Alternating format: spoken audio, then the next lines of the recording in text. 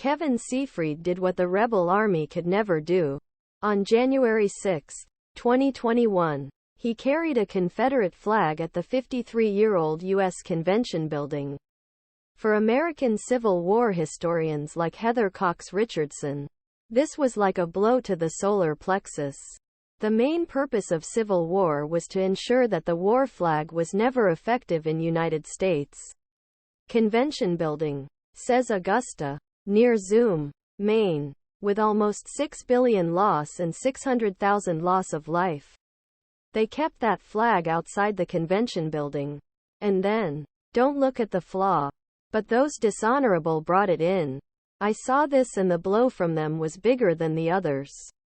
Richardson, 60, a professor of history at Boston College, is described by New York Times as the exiting star of Substack, platform where Letters from an American has more than 1 million subscribers.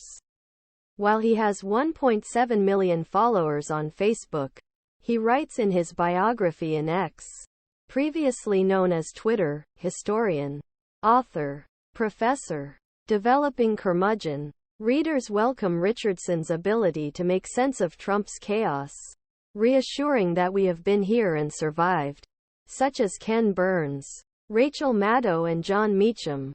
He is co-host Now Then, a Vox Media podcast, and is the author of award-winning books on Civil War, Restructuring, Gilded Age in West America.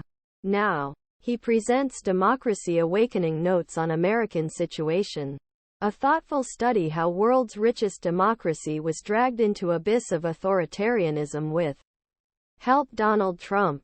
He seems relieved that the job is over. Writing 1,200 words every day was almost a chore in itself. And writing a book on it was almost killing me. Richardson admits. The main purpose of book was to bring together a few articles that answer the questions everyone has always asked me: what is Southern strategy? But soon I realized that this was the story of how democracies could undermine. At this point, it is very important how history and language can be used to divide a population and convince some that the only reason they are left behind economically, socially or culturally is an enemy. According to Richardson, antidote is a clearly democratic history, based on idea that otherized peoples have always kept principles of Declaration of Independence in foreground and center. In his foreword, he observes that the crisis in American democracy has been over many people and makes a direct comparison with Adolf Hitler's rise through political gains and consolidation. Democracies die through ballot boxes rather than dying at gunpoint. He writes, on January 6, a Confederate flag fluctuates in front of the Senate Hall. Jim Lowe Scalzo EPA. He argues that America's current discomfort began in the same decade, the 1930s. That's when Republicans hate Franklin Roosevelt's business arrangements in New Deal. They began to consider an alliance with Southern Democrats, who did not find Roosevelt's programs sufficiently discriminatory, and Western Democrats who were angrier.